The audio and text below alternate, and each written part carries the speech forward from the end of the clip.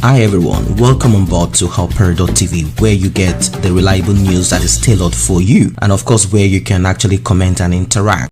So guys, I want you to listen to this. If you are a lover of freedom, if you are a progressive minded person, and of course if you are a BIAFRA, Frederick McCarthy Forsyth, the English journalist and author, will be 82 this year. He was born on 25th August 1938. At such age, when a man is moving closer to his grave or maker, his conscience becomes sharper. His propensity for remorse gets greater. He tends to make all past crooked ways straight. He confesses his sins or does so vicariously, that is, on behalf of his clan or community or country. That is exactly what Frederick Forsyth has done, blaming his country, Britain, for its bias against the Biafrans during the Nigerian Biafra War that spanned over 3 years from 1967 to 1970. Another Briton who became contrite was Harold Smith, a colonial officer who admitted that Britain deliberately made the North dominate the South in all ramifications, using well choreographed policies of demography, appointments, and politics. Forsyth is a household name in the Commonwealth countries and beyond for thrillers such as The Day of the Jackal. I don't know if you are conversant with novels. If you read books, you would have come across Frederick Forsyth. I've read several of the books. He wrote books such as The Day of the Jackal, The Odessa File, The Fourth Protocol, The Dogs of War, The Devil's Alternative, The Feast of God, Icon, The Veteran, Avenger, The Afghan, The Cobra, The Kill List, The Biafra Story, and others. According to William Okugo Okereke, this is the man who has a true history of the 30 months genocide against Biafrans. He is not an Igbo man. His books on Nigeria, Biafra, and the making of an African legend. It was when he covered the war in Nigeria as a BBC correspondent that the bias of Britain became clear to him. He revealed this in a recent article in The Guardian of London, Buried for 50 Years, Britain's Shameful Role in the Biafran War.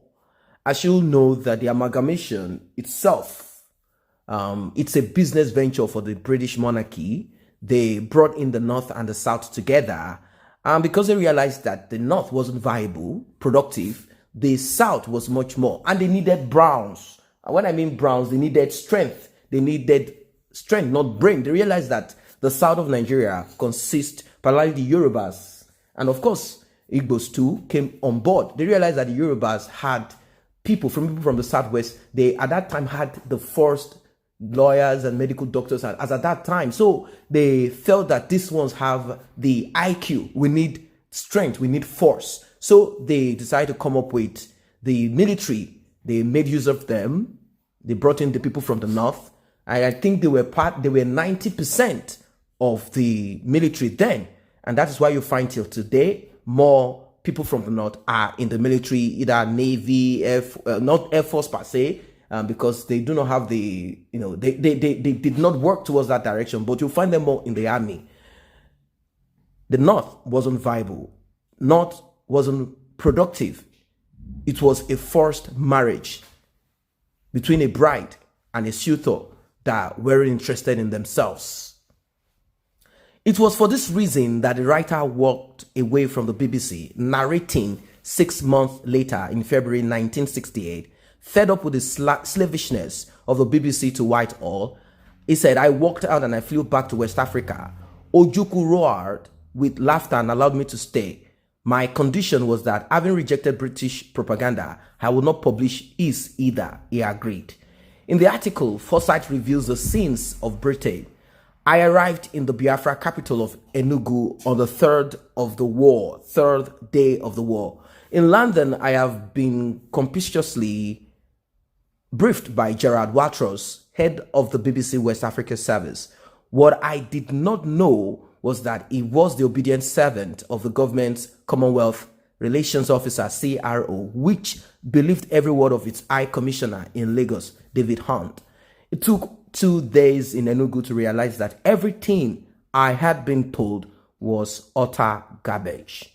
I had been briefed that the brilliant Nigerian army would suppress the rebellion in 2 weeks, 4 at the most. They called it a rebellion.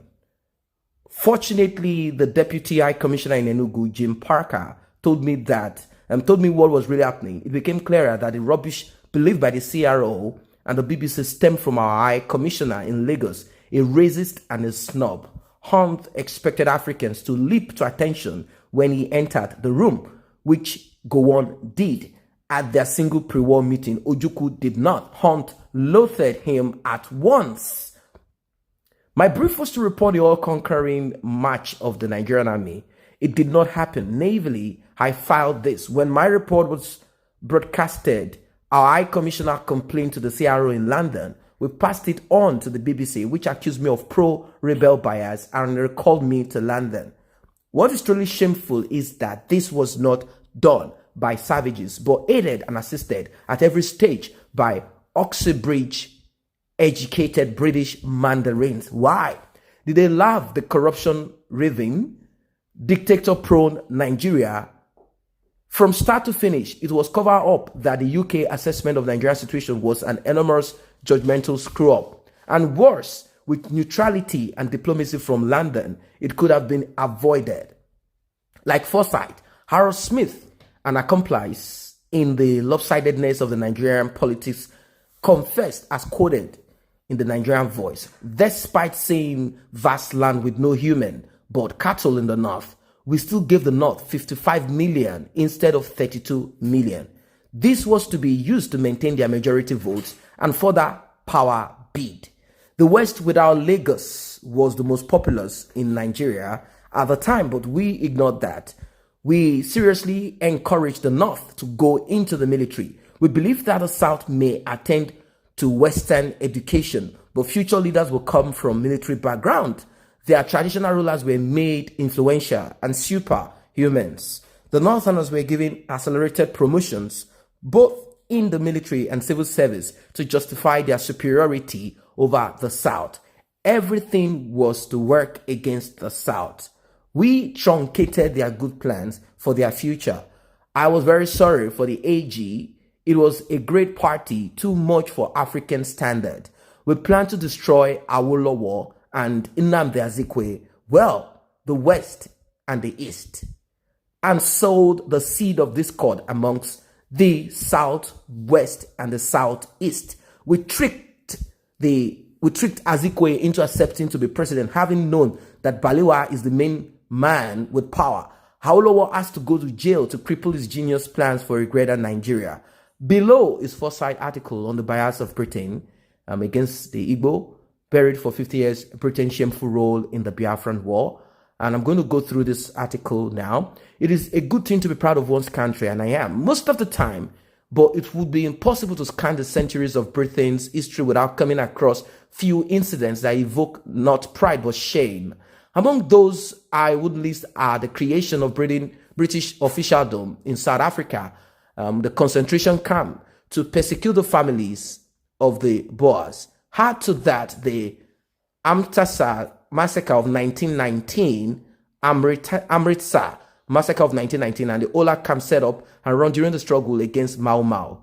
But there is one truly disgusting policy practiced by our officialdom during the lifetime of anyone over 50, and one word will suffice: Biafra. This referred to the civil war in Nigeria that ended 50 years ago this month. It stemmed from the decision of the people of the eastern region of that already riot-racked country to strike for independence as Republic of Biafra. As I learned when I got there as BBC correspondent, the Biafrans, mostly of the Igbo people, had their reasons. The federal government in Lagos was a brutal military dictatorship that came to power in 1966 in a bloodbath. During and following that coup, the northern and western regions were swept by a pogrom in which thousands of resident Igbos were slaughtered. The federal government lifted not a finger to help. It was led by an affable British-educated colonel, Yakubu Gowon, but it was a puppet. The true rulers were a group of northern Nigerian colonels, the crisis deepened, and in early 1967, eastern Nigeria, harboring about 1.8 million refugees, sought restitution. A British-organized conference was held in Ghana, and in Concordat agreed.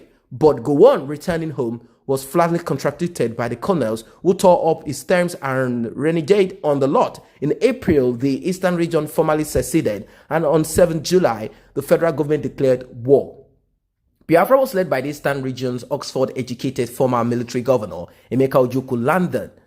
Ignoring all evidence that it was Lagos that renegade on the deal, denounced the secession, made no attempt to mediate, and declared total support for Nigeria. I arrived in the Biafra capital of Enugu on the third day of the war. In London, I had been copiously briefed by General Watros, head of BBC West Africa Service. What I did not know was that he was not into the reality, the truth. So when you look at all of this written by this popular writer, you realize that there is a lot of very complex issues that needs to be dealt with. Even ethnic issue as at the moment in Biafra. It's terrible. He went on to say, but things have changed. British covert interference had become huge. Weapons and ammunition poured in quietly as Whitehall and the Harold Wilson government lied and denied it all. Much enlarged with fresh weapons and secret advisory teams, the Nigerian army inched across Biafra as the defenders tried to fight back with few bullets a day. Soviet Ilyushin bombers ranged overhead, dropping 1,000 lobe bombs on straw villages, but the transformation came in July. Missionaries had noticed mothers emerging from the deep bush carrying children reduced to living skeletons, yet with bloated bellies. Catholic priests recognized the symptoms, kwashiorkor or acute protein deficiency.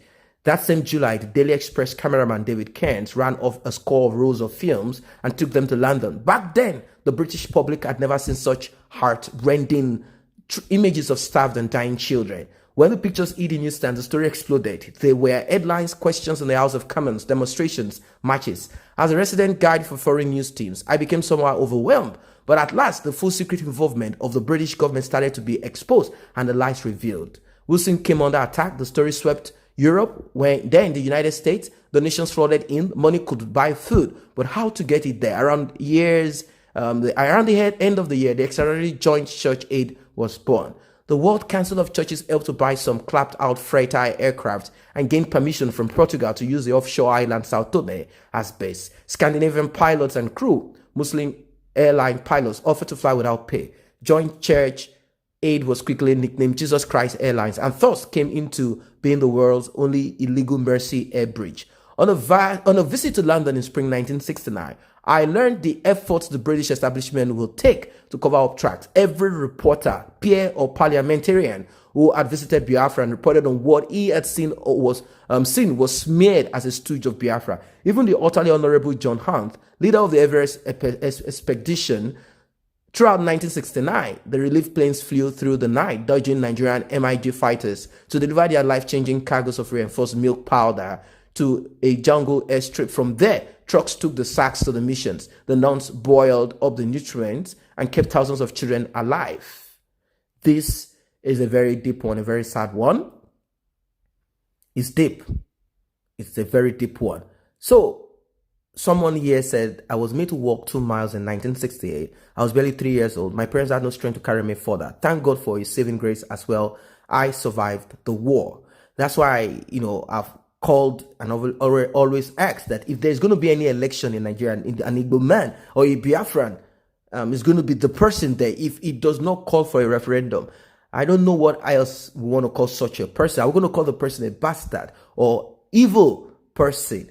You see, even though there are complex issues at the moment, that, like I pointed initially, I talked about the ethnic crisis inside of Biafra at the moment. As some people say, they are South, they are Niger Delta, they are Kalabari, Jaw, this and that. We don't want to be part of the IGBOS. They are going to dominate us. They are greedy and stuff like that. I think it's time for them to come back to the drawing table and deal decisively with the issues that are more important. And yes, look into, very importantly, the issues amongst themselves that brought about what we know today as Rivers State, and how Rivers State decided to attach certain prefix and suffix to their names in order to separate themselves from the general IGBOS. It's terrible and very terrible. So I don't know what what you think about this write up by no other person than Frederick Forsyth, a renowned writer. He's a renowned writer. I've read some of his works. The man is deep. What's your take about this? Drop that in the comment section below. I say a very big thank you to those who have taken time to subscribe to this channel. And if you're yet to subscribe, kindly tap on that subscription button and also the red bell icon so you will be notified whenever videos such as this are uploaded.